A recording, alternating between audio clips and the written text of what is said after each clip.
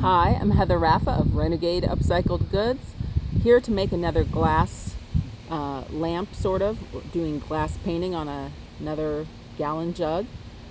And my daughter wants fairy lights in this to use, like a nightlight, sort of. And I just washed this out. There's still humidity in there, which is why it looks kind of white. And then I wiped off the outside with alcohol, so I really should stop touching it with my fingers. She wanted a sort of sunset design like I did with her dad. So, and she selected what order she wanted the paints in.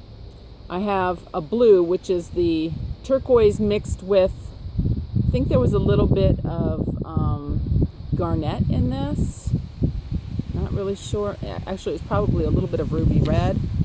And it had some alcohol mixed in with it too, so it's going to be pretty thin. I had just a little bit of that. And then that's supposed to be at the top. And then she wants olivine green. And then the Marseille yellow. Ruby red. Garnet red. No, that's right. She wants, I have to check my paper here. She wants ruby red next. And then she wants garnet red, which is a little more purple, and then she wants amethyst purple at the very bottom. So those are the colors. So that's 6 colors here, and so I need to sort of divide this visually and figure out how much space each color needs to take up. Let's see.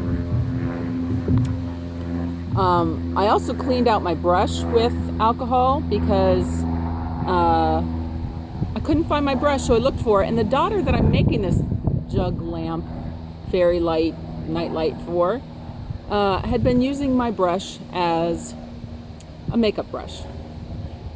And it was all oily. And oils will keep the glass paint from sticking to the glass. So I washed it with soap and water, rinsed it thoroughly, and then rubbed it in alcohol, and then rinsed it. So hopefully it won't mess up the paint. If it does, it's kind of her own fault. And she shouldn't be using this paint. Airplane, excuse me. I live next to an airport. She shouldn't be using paintbrushes on her skin, paintbrushes that have been used with these paints and things, because there's paint stuck in here. That's not good for her skin. So, and I've got a rag here for wiping. Kind of probably need to keep everything tucked under the bottle because of the wind. So, let's see, about halfway here. So I need 3 colors to fit on the bottom. Well, a little bit higher than that.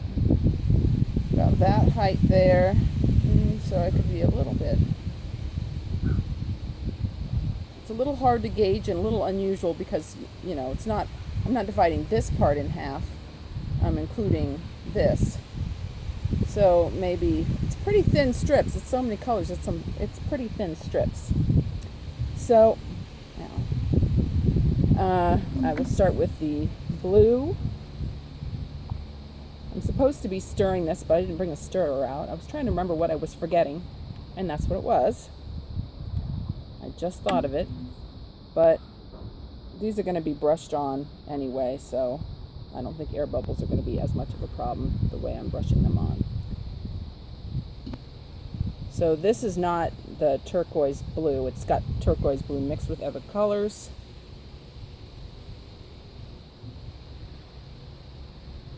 Brush that on.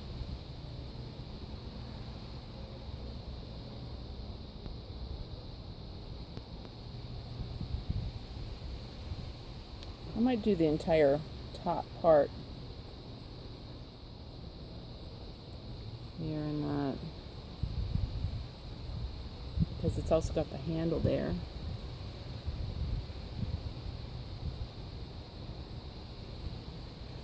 Let's see. That's a pretty wide stripe right there already. So maybe half the handle will be in blue and half the handle will be in the yellow. And kind of blending green in between the two, maybe. Oh, that's right. Green is the next color. So, I've got the blue, and this time, unlike last time, I am just trying to put a nice thin coat on. I'm not trying to get it to go on in as few coats as possible or anything like that. So I'm going to wipe the blue off, and I'm keeping my paints. I don't think you can really see them on the camera, but I'm keeping my paints in order on the table so that I do everything in the right order. So now I've got the olivine green.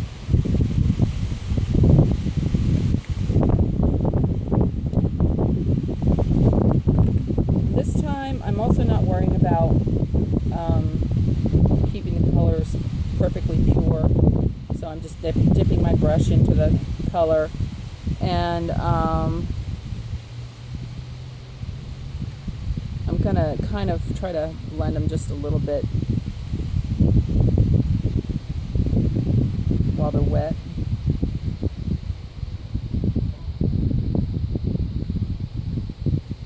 With this wind, though, I think it's drying pretty quickly.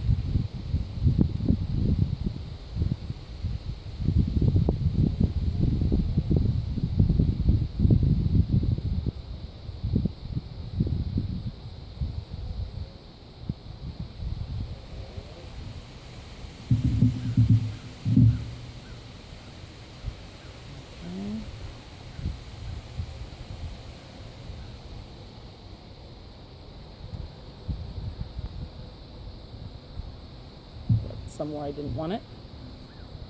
I should have used the paper towel instead of my finger because my fingers have oils on them.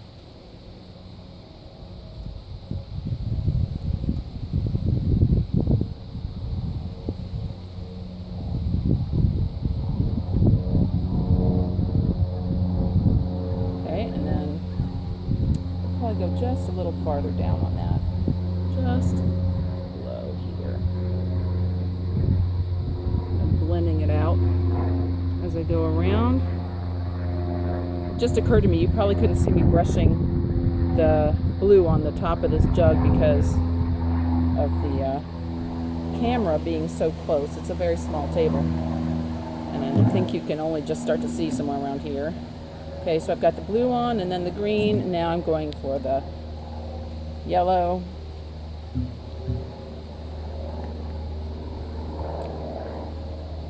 Color is wiping off this brush pretty well, or the paint is wiping off pretty well between the colors. So this is a beautiful yellow. All right, so this is going to be the halfway mark, actually. So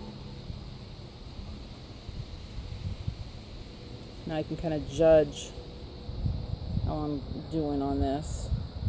I'm thinking I want the yellow to go down a little lower than this, and I'll blend the green down over top of it. So that's the top three colors.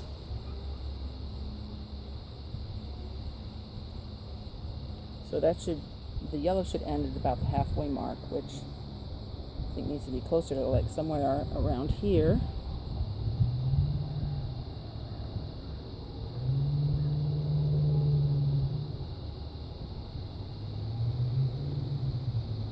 Oh, a bug just got in my paint. There we go.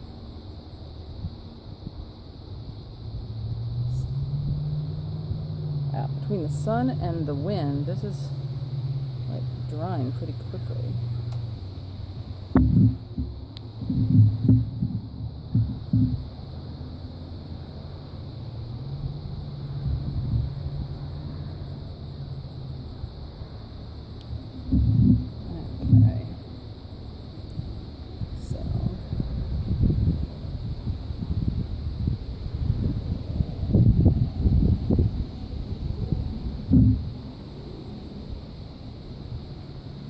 Good right there.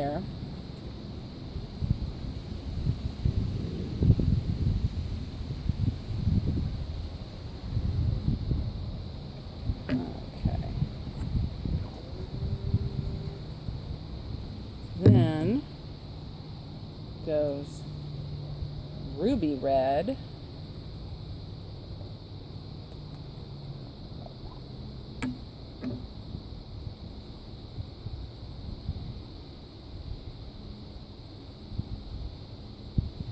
So I want to paint that down about a third of the way.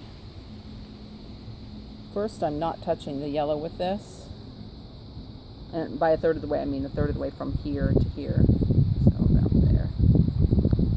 At first, I'm not touching the yellow.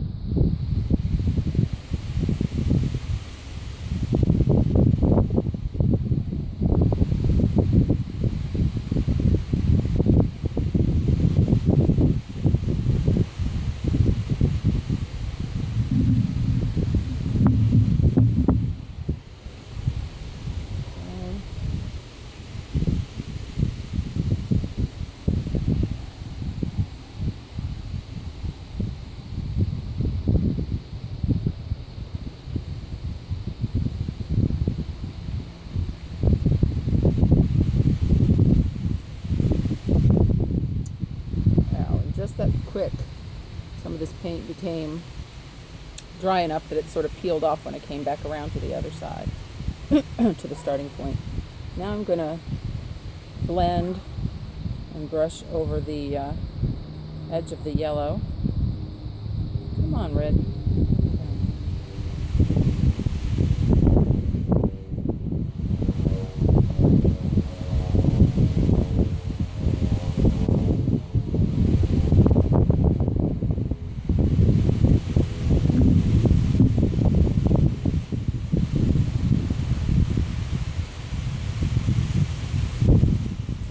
Like a little bit of a nice orange there in the overlap. All right. Okay. Then the next color is going to be garnet red.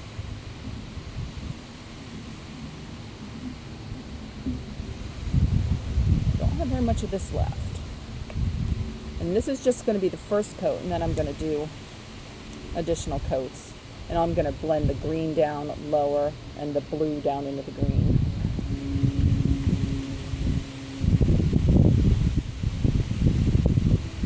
Let's kind of drip that one. So if I'm going to do this outside, it looks like I need to work really quickly. Again, I'm just, okay, I don't want the paper to blow up and get wipe off the paint here.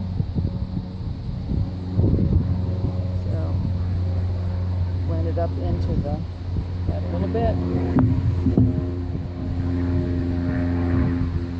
This one is a little thinner, so I want to make sure I don't put it on too thickly and have it drip.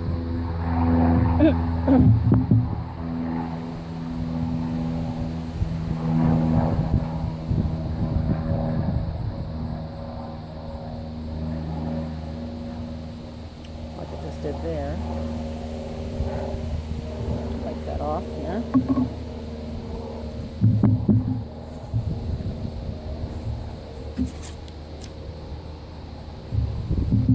Okay.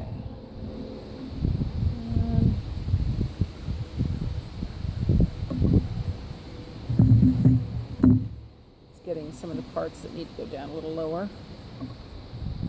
Okay. Kind of fade out. Gonna wipe that off. Paint the purple on there.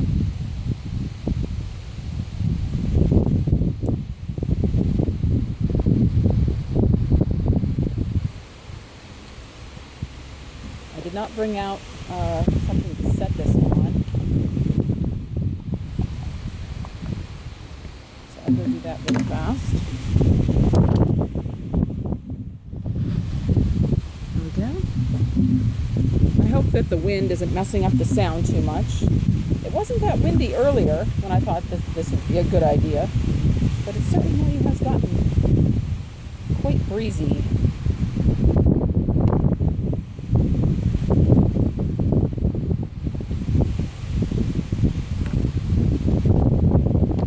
I'll review the sound, and if the sound is bad for this, I'll do the next layers of the house. Okay, last one is the amethyst purple.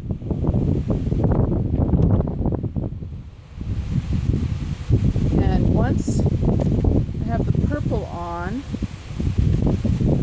then I need to let it dry thoroughly before I put the next coat on so I don't peel off the paint that's partially dry.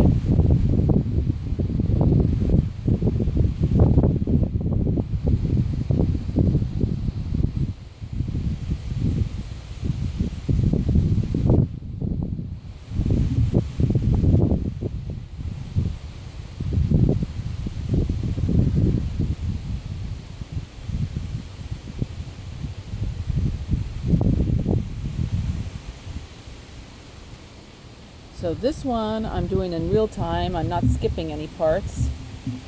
So you can kind of see how long it takes to do this.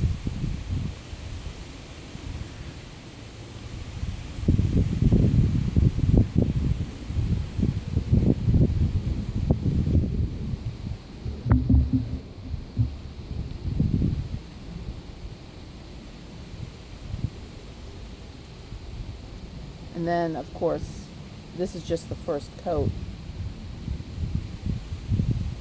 I think that it is good with multiple coats.